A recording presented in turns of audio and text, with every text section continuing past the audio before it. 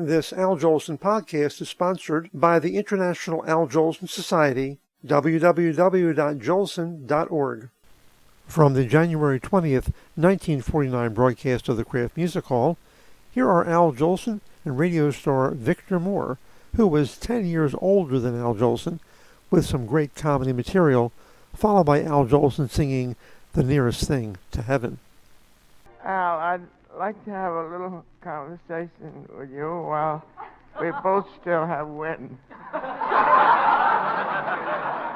Well, if it ain't my old friend Victor Moore.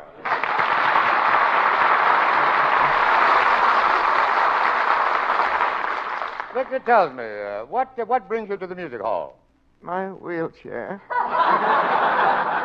Victor, now don't tell me you've been ill. No, just tired.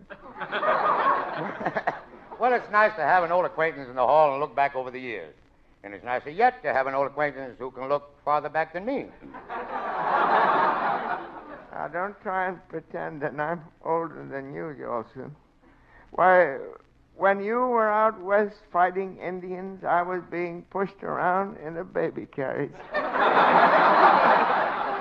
That's funny. That's what they're doing to me now. I'm only kidding, Victor. You look wonderful. In fact, I'd love to know your secret. How you've kept in such good shape all these years. Oh, I live fast.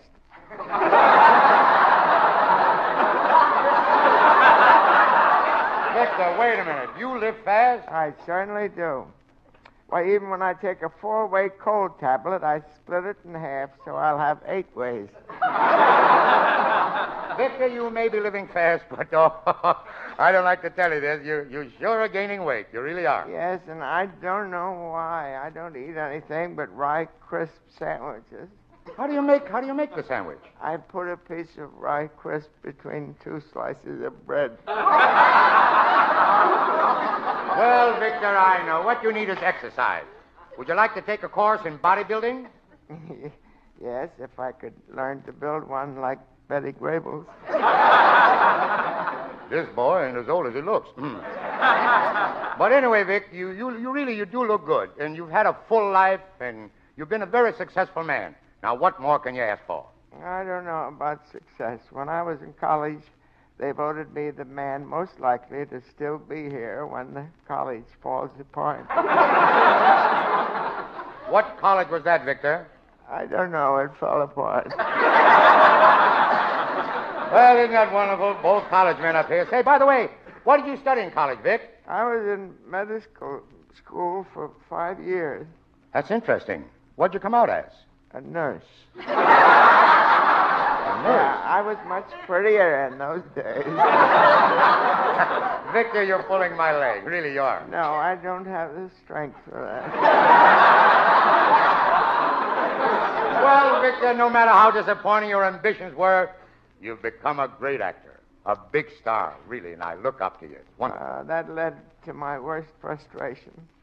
I always wanted to be a big political figure, and I had my chance in a Broadway musical when I played Vice President Alexander Throttlebottom. If the show had only run a few more weeks, I might have been president. Victor, why do you want to be president? Because I've never been president. Well, Victor, we're going to help you realize at least one of your ambitions. I'm going to make you president. Now listen carefully. It's January 20th, 1953, Inauguration Day. President-elect Victor Moore is getting ready for the ceremony. Just think, today I'm going to be president. I'm awful worried. Victor, what is there to worry about? This spring, when baseball season opens, they'll want me to throw out the first ball. Well? I won't be able to throw it. I'll have to carry it out. Excuse me, Mr. President. Someone to see you. Allow me to present the leader of the Southern Bloc, Senator Asa Jolson. Well, if it ain't my old friend, our new president of this here fair land, old Vic Moore, my little chitlin. We love you down south, Mr. President. That's why we gave you 7 million votes. But there aren't 70 million votes in the whole country. I know, but we got a new system down there. We vote with carbon copies. Senator Jolson, as I remember, you didn't vote for me in the last election. Well, Mr. President, I'll have you know in the last election, every one of us down south was pushing for you. Yes, sir, we were pushing for you. Yeah, you pushed a little too hard. You nearly pushed me right out of Washington. Senator Jolson, you will have to excuse me. After all, I'm the president-elect, and I'm due at the inauguration ceremony, and if I don't get there early, I won't get a good seat. But, Mr. President, listen, I got something I can't talk to you any longer, Senator. I got to save my energy. Because after the ceremony, we're going to have a big party and raise Cain. You going to raise Cain, have fun and everything? Come on, Mr. President. Tell me, what are you going to do? We're all going over to John L. Lewis's and start a brush fire in his eyebrows.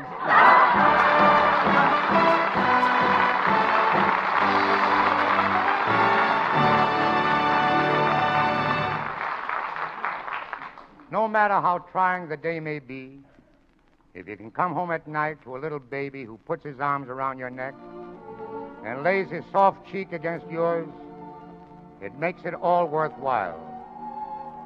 'Cause that's the nearest thing to heaven. Nearest thing to heaven is that rippling, sunny smile. Nearest thing to heaven is to hold him for a while and feel those tiny little hands pulling at my tie. How he laughs when he rumples my hair and pokes his little finger in my eye. Nearest thing to heaven are those rosy apple cheeks. I've learned to understand him every time he speaks. And just like his mommy, he's everything divine. Nearest thing to heaven is that little guard of mine.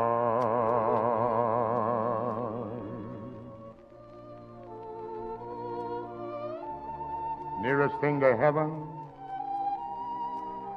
are those rosy apple cheeks. You know something? I've learned to understand him, yes, sir, every time he speaks.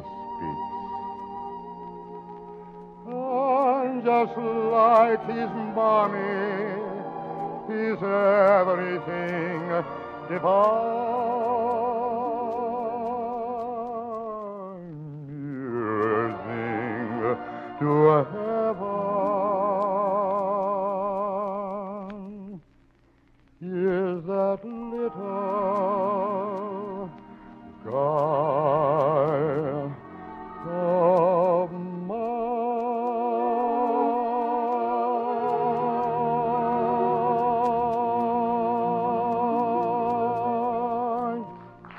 Good night, everybody.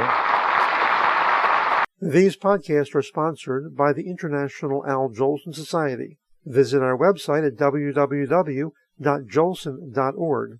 As Al Jolson used to say, in the words he made famous, You ain't heard nothing yet.